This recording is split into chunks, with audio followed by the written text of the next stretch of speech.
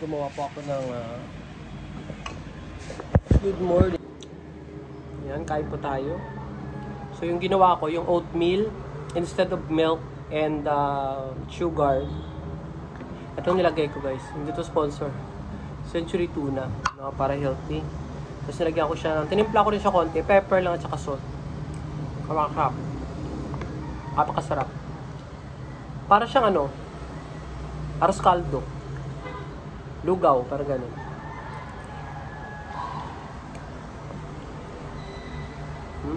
Tignan mo siya. Masarap siya. Kahapon nga no morning, yung niluto ko, nagpasta ako. Nilagay ko yung Spanish sardines sa pasta. Tapos olive oil. Yun lang. Napakasarap. Siyempre, ginisa ko sa sibuyas and garlic. So, yung sarap. Yun na yung breakfast ko, lunch, at saka early dinner. Sa gabi talaga hindi na ako nag-rice. So, sana tuloy-tuloy.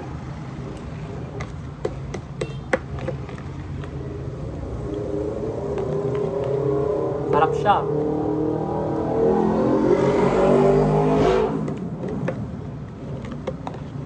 Para siyang arroz caldo. Wala ko ng pang water po sandok kasi baka mapanis.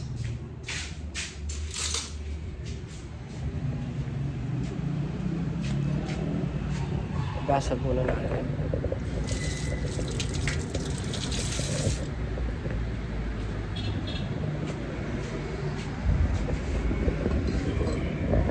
Mukhang magiging mainit na naman yung panahon dahil napaka-clear yung sky. Kapatay.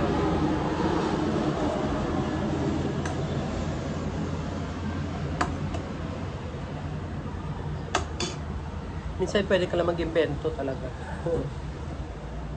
Pwede ka kung maganon. Tapos pwede rin pala yung sutanghon. Sutanghon ba yun? Yung parang ginagawang bihon. Sutanghon ba tawag doon? Yun na yung rice mo. Tapos meron ka maraming gulay. Kasi sa Thailand parang gano'n yun.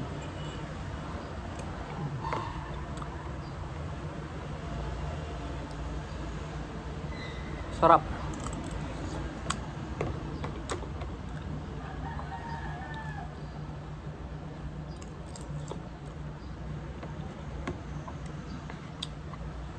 Meron ako dumating na product na para i-promote. The other day, sobrang nahirapan ako dahil ba naman dumating yung damit na Chinese collar na para i-promote ko sa TikTok. Nako, hindi ko masuot-suot kasi hindi pa totally, alam mo yun, sakit pag may frozen shoulder ka. Hindi pa totally magaling. Pag wala kayong frozen shoulder, hindi nyo maintindihan yung sinasabi ko. Kung gaano kasakit yung shoulder mo pag magsuot ka. Hindi mo siya ma-stretch.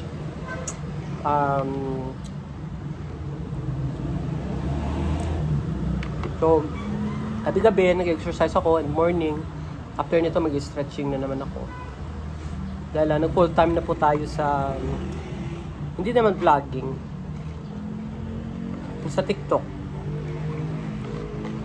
Ng affiliate. Hapon meron akong product na dumating. Maganda pala talaga sa TikTok din. Kasi kung masipag ka lang, lahat na product ng libre. Maraming product pala na libre. Hindi lahat. I mean, kung ano yung mga seller na mag-approve sa'yo. Pero ako, sawa ng Diyos, may mga libre ako. Like kahapon may na-approve ako.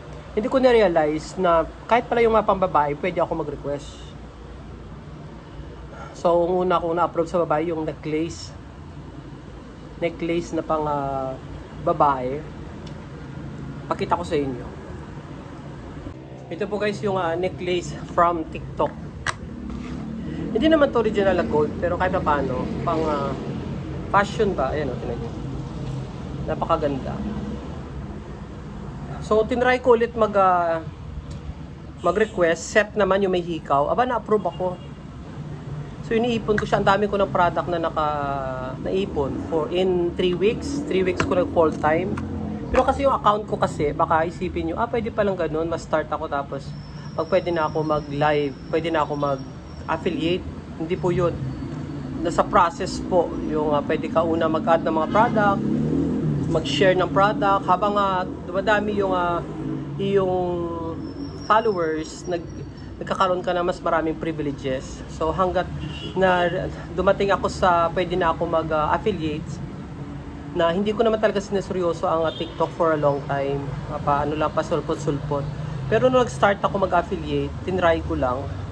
Ang dami kong trending. And pera po talaga siya, no? Nakakapag-commission ako ng mga, let's say for example, 20,000, 15,000. Sa isang product lang yun, Kaso, before, hindi talaga ako consistent.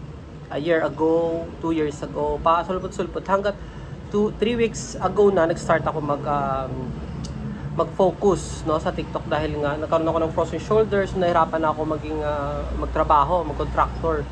So, sabi ko mas maganda na siguro mag-affiliate na lang ako.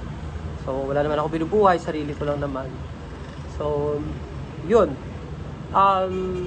Awa ng Diyos, every time mag-request ng product, nag-approve. Hanggat yun, ang dami ko ng products. 1 week pa lang.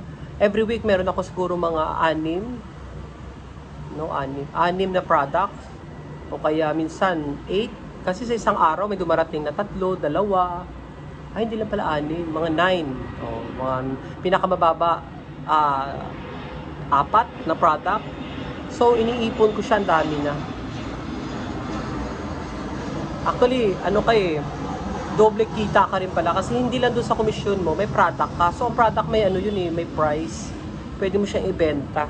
So, gusto ko ipunin at actually hindi ko ibenta. Para gusto ko lang basta,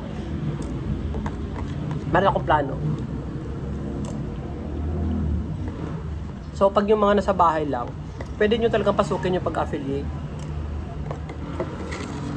TikTok, ito yung YouTube. Pwede kayong mag-vlog. Kahit isa lang nanood, happy naman tayo.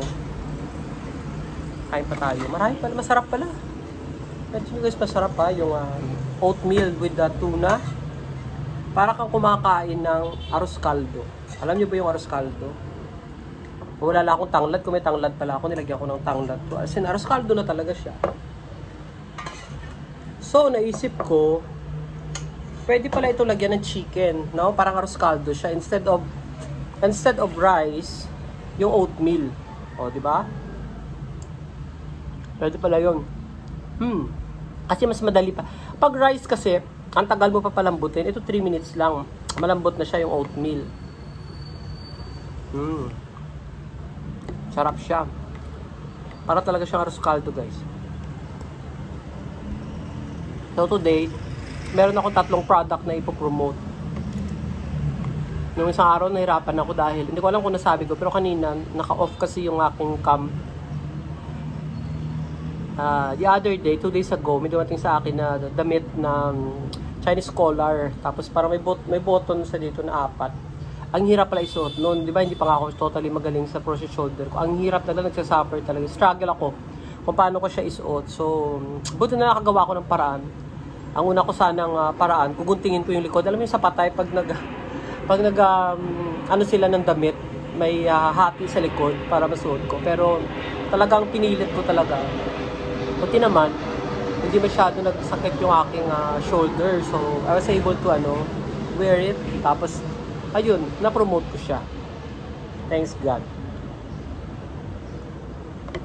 Meron ako mga product. Yung, pulmahan siya ng ice cube. Maganda, kakaiba. And then, t-shirt ulit. May dumating sa akin t-shirt.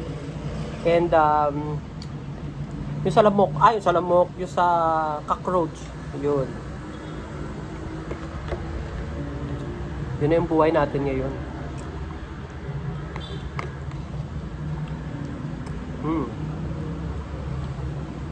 Sarap. So, yan guys. Maraming salamat. Kung di pa ka nakapag-subscribe at gusto niyo manood ng ng video ko, kahit hindi naman tayo artistahin, pwede kayo mag-follow. Libre na naman yun. Walang pilitan. Okay?